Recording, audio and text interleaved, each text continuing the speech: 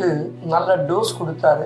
உங்களை பத்தி நல்ல விதமான சர்வே எழுதுறோம். சபரீசன் காதுக்கு எட்டவே சபரீசன் கொதித்து எழுந்துட்டாராம். தினகரன் சசிகலா அவங்க சித்தி இல்லையா, தினகரனோட சித்தி சசிகலா 23ஆம் தேதி பாரத பிரதமர் நரேந்திர மோடி அவர்கள் தலைமையில மதுராந்தகத்துல பொது கூட்டம் நடைபெற போது டிவி தினகரன் என்டிஏ கூட்டணியில இணைஞ்சு அவருக்கு சிபிஐ அதிகாரிகள் முன்னிலையில 2வது அவருக்கு விட்னஸ் சம்மன் அனுப்பி இருந்தாங்க. அந்த விட்னஸ் சம்பந்தமா அவர் டெல்லியில போயிருந்தாரு. ஸோ அவர் நிறைய கேள்விக்கு எனக்கு தெரியாது, அதெல்லாம் என்னோட டீம் கிட்ட தான் கேட்கணும், என் டீம் தான் பண்ணாங்க. பராசக்தி படக்குழுவினர் என்ன பண்றாங்க அப்படின்னா, திமுக காங்கிரஸ் இதோட கூட்டணி முடிவாயிடுச்சா அப்படின்னு கேட்டீங்கன்னா தாவேகா பக்கம் போறதுக்கும் ரெடியா இருக்காங்க. ராகுல் காந்தி இதை ஒரு ஏத்துக்கிட்டாரு. மு.க. ஸ்டாலின் தமிழக முதல்வருக்கும் இது ரொம்ப ஆச்சரியத்தை ஏற்படுத்திச்சான். வணக்கம் மக்களே. அரசியல்ல உண்மையா என்ன நடக்குது, அதிகாரம் இப்ப யார்கிட்ட இருக்கு, மக்களோட குரல் எங்க அடக்கப்படுது, இந்த மாதிரி எல்லா கேள்விகளும் எந்த விதமான மறைமுகமும் இல்லாம நேரடியா பதில் சொல்ல இன்று நம்மோடு இருக்கிறார் ஹரிகிருஷ்ணன். அரசியல், சமூக நீதி சம்பந்தமான முக்கிய விஷயங்களை தீவிரமா பேச போறோம். இந்த சேனலை இன்னும் ஃபாலோ பண்ணலன்னா உடனே ஃபாலோ பண்ணிக்கோங்க. ஏன்னா இங்க பேசுறது வெறும் செய்தி அல்ல, மக்களோட குரல். உங்களோட அரசியல் சம்பந்தமான கேள்விகளை கமெண்ட்ஸ்ல ஷேர் பண்ணுங்க. அந்த கேள்விகள் தான் அடுத்த வீடியோவோட அத்தியாயம். வாங்க வீடியோக்குள்ள போலாம். 3 நிறுவனங்கள் தொடர்பா பேசுற சூழல்ல சபரீசன் சமீபத்துல அவங்களுக்கு ஒரு டோஸ் கொடுத்தாருன்னு சொல்லப்படுது.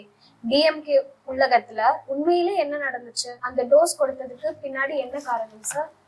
எல்லாருக்கும் வணக்கம். சபரீசன் பாத்தீங்கன்னா சமீபத்துல அவங்களுக்கு வியூகம் வகுக்கிற 3 கம்பெனியை வச்சிருக்காங்க. அந்த 3 கம்பெனியை சேர்ந்தவங்க கூப்பிட்டு நல்ல டோஸ் கொடுத்தாரு. எதுக்காக அப்படின்னு நீங்க பாத்தீங்கன்னா, ஒவ்வொரு தொகுதியிலையும் போய் கள நிறுவனம் எப்படி இருக்கு அப்படின்னு நீங்க பார்த்துட்டு வாங்க அப்படின்னு சொல்லி அந்த நிறுவனத்தை சேர்ந்தவங்களை கூப்பிட்டு சொன்னா, அவங்க என்ன பண்ணியிருக்காங்கன்னா, முக்கியமான எம்எல்ஏக்கள், அதாவது இப்போ கரண்ட் எம்எல்ஏ இருக்காங்க இல்லையா, அவங்க கிட்டயும் அடுத்தது அந்த தொகுதியில முக்கியமான ஆட்களை அணுகி உங்களை பத்தி நல்ல விதமான சர்வே எழுதுறோம், அதுக்கு நீங்க எங்களுக்கு சன்மானமா கொடுங்க அப்படின்னு சொல்லி பணத்தை வாங்கிக்கிட்டு அவங்களுக்கு ஃபேவரிசம் பண்ற மாதிரி சர்வே ரிப்போர்ட்ஸ் கொடுத்துருக்காங்க.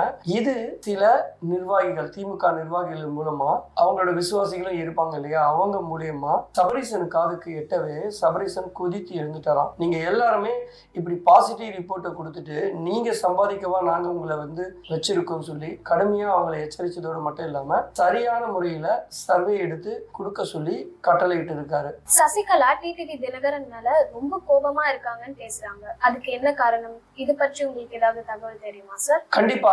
என்ன அப்படின்னா, தினகரன் சசிகலா அவங்க சித்தி இல்லையா, தினகரனோட சித்தி சசிகலா, அவங்களுக்குள்ள ஏற்கனவே கருத்து வேறுபாடு இருக்குன்னு எல்லாருக்கும் தெரியும். ஸோ சமீபத்துல என்ன அப்படின்னு பாத்தீங்கன்னா, திரு டிடிவி தினகரன் அவர்கள் பாத்தீங்கன்னா என்டிஏ கூட்டணியில இணைய போறதா நம்ம எல்லாரும் பேசிட்டு இருக்கோம். ஸோ அதுவும் உண்மையான தகவல் தான். வருகின்ற 23ஆம் தேதி பாரத பிரதமர் நரேந்திர மோடி அவர்கள் தலைமையில மதுராந்தகத்துல பொது கூட்டம் நடைபெற போது அதுல பாத்தீங்கன்னா யாரெல்லாம் என்டிஏ கூட்டணியில இடம்பெற போறாங்களோ அவங்கள அங்க கலந்துப்பாங்க. அதுல டிடிவி தினகரன் கலந்துக்கிறதா இருக்கு.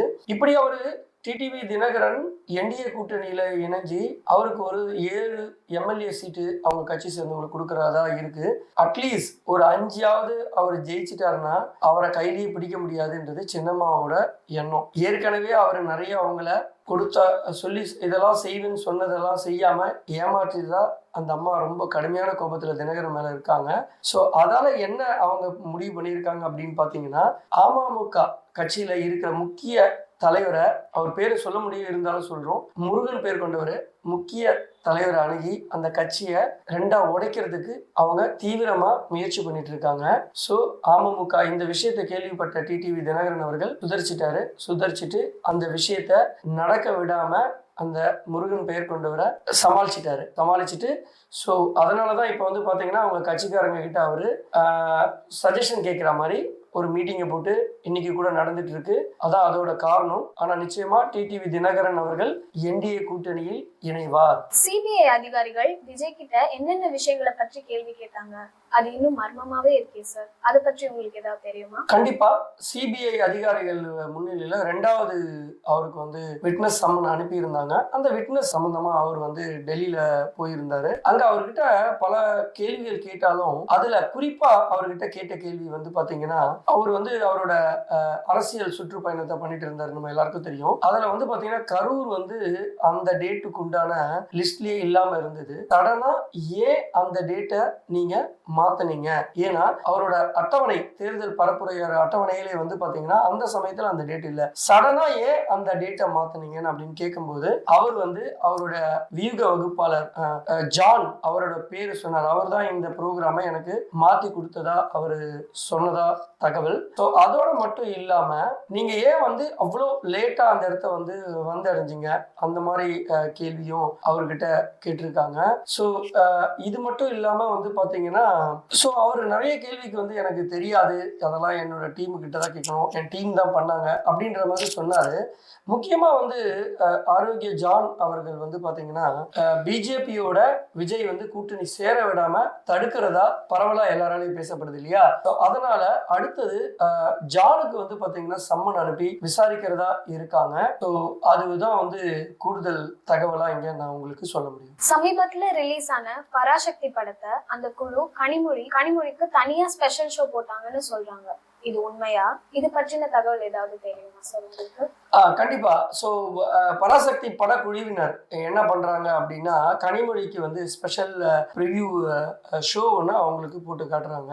ஸோ போட்டு காட்டும் போது என்னன்னா இவங்க என்ன நினைச்சுக்கிட்டாங்க, படக்குழுவினர் வந்து இந்த படத்தை வந்து பார்த்து முடிச்ச பிறகு இவங்க பாராட்டுவாங்க அப்படின்னு நினைச்சாங்க. ஆனா அவங்க பாராட்டுறதுக்கு பதிலா அவங்கள கூப்பிட்டு கண்டிச்சிருக்காங்க. என்னன்னா இந்த படத்தை என்ன அடிப்படையில நீங்க எடுத்தீங்க, ஏன்னா அண்ணா வந்து ஹிந்தி கத்துக்கிட்டாருன்னு நீங்க சொல்றீங்க, அண்ணாதுரை அவர்கள் ஹிந்தி கத்துக்கிட்டாருன்னு சொல்றீங்க, அண்ணாதுரை ஹிந்தி படிக்கவே இல்லை.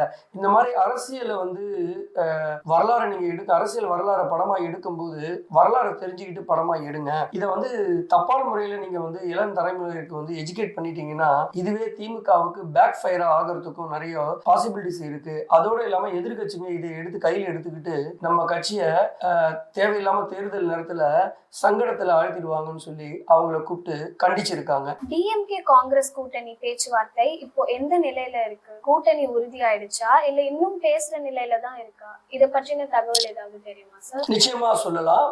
ஸோ திமுக காங்கிரஸ் இதோட கூட்டணி முடிவாயிடுச்சா அப்படின்னு கேட்டீங்கன்னா நிச்சயமா இன்னும் முடிவாகல. ஏன் அப்படின்னு கேட்டீங்கன்னா காங்கிரஸ்ல 2 டீமா இருக்காங்க.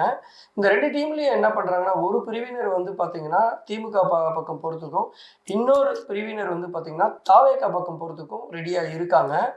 இது வந்து ராகுல் காந்தி அவர்களிடமும் இதை பத்தி சொன்னதுல ராகுல் காந்தி அவர்களுமே இதுல வந்து ஒரு யோசனையால தான் இருக்காராம். ஏன் அப்படின்னு வந்து பாத்தீங்கன்னா இவங்க வந்து காங்கிரஸ் 40 எம்எல்ஏ சீட்டு கேட்குறாங்க. ஆனா இவங்களும் 22 to 25 தரத்துக்கு ரெடியா இருக்காங்க. ஸோ இது வந்து பாத்தீங்கன்னா இங்க இருக்கிற காங்கிரஸ் தலைவர்கள் வந்து பாத்தீங்கன்னா திமுகவுக்கு வந்து ஒரு பிரிவினர் வந்து ஜாலரா அடிக்கிறாங்க, அவங்களுக்கு வேண்டியதை அவங்க பண்ணிக்கிறாங்க, மற்ற எங்களுக்கெல்லாம் எதுவுமே இல்லை, இங்க நாங்க சும்மாவே இருக்க வேண்டிய சூழ்நிலையா இருக்கு, அதனால நாம வந்து ஆட்சியில பங்கு கேட்போம். ஸோ ஆட்சியில பங்கு கேட்கும்போது நமக்கு வந்து என்ன நடந்ததுன்னா நம்மளோட ஆட்சியில நம்மளோட உழைப்பு எடுத்துதான் நம்மளோட ஓட்டு சதவீதத்தை எடுத்துதான் இந்த திமுக வந்து ஆட்சி அமைக்கிறாங்க, நம்மளும் ஆட்சியில பங்கு கேட்போன்ற மாதிரி ஒரு பிரிவினர் வந்து சண்டை போடுறாங்க. இதை வந்து ராகுல் காந்தி அவர்கள் கவனத்துக்கு கொண்டு போனதுல ராகுல் காந்தி இதை வந்து ஏத்துக்கிட்டாரு. என்னன்னு பாத்தீங்கன்னா இப்ப கூட அவர் கூடலூருக்கு வந்து போகும்போது திமுக சார்பா வந்து ராசா அவர்கள் ராகுல் காந்தி அவர்களிடம் பேசும்போது இந்த மாதிரி தேவையில்லாத காங்கிரஸ் கட்சிக்காரங்க சேர்ந்த தமிழ்நாடு காங்கிரஸ் கட்சியை சேர்ந்தவங்க பிரச்சனையை உண்டு பண்றாங்க அப்படின்னு அவர்கிட்ட சொல்லும்போது அவர் ரொம்ப கூலா அதை எடுத்துக்கிட்டாரா, அதுக்கு ஒன்றும் ரியாக்டே பண்ணலையா, அப்படியா நான் அவங்க கிட்ட பேசுறேன் அப்படின்னு சொல்லிட்டு போயிட்டாராம். இது திமுகவுக்கு ரொம்ப அதிர்ச்சியோடு இருந்தது மட்டும் இல்லாம திரு மு.க. ஸ்டாலின் தமிழக முதல்வருக்கும் இது ரொம்ப ஆச்சரியத்தை ஏற்படுத்திச்சான். எப்படி வந்து நம்ம உடன் பிறந்த பிறவா சகோதரர்னு சொல்லியிருக்கோம், அவர் ஏன் இந்த விஷயத்துல வந்து ரொம்ப சீரியஸா எடுத்துக்காம இருக்காரு அப்படின்றப்போ அவருக்கு பயத்தை ஏற்பட்டதன் விளைவா இப்ப என்ன நடக்குது அடுத்த கட்டது, ஸ்டாலின் அவர்கள் வந்து பாத்தீங்கன்னா தன்னுடைய தங்கையான கனிமொழியை வந்து ராகுலை சந்திச்சு இதுக்கு ஒரு முட்டுக்கட்டை போடலான்னு இருக்காங்க. ஸோ எதுவாக இருந்தாலும் எனக்கு கிடைச்ச தகவல் காங்கிரஸ் திமுகவோடு தான் போகும், அதுல எந்த மாற்று கருத்தும் இல்லை. ஸோ காங்கிரஸ் திமுக கூட்டணி முடிவாகும். பட் அதுல வந்து சில அஜெண்டாக்கள் இருக்கு, அதை ராகுல் வந்து முடிச்சு வச்சிருவாரு. அதுக்கு உண்டான சீட்டையும் அதுக்கு பதில் ஆட்சியில பங்கு இல்லைனாலும் பரவாயில்ல, சீட்டை கொஞ்சம் கூடுதலா கேட்கணும் அப்படின்றது தான் காங்கிரஸோட எண்ணங்கள் இருக்கு. ஸோ இதுதான்.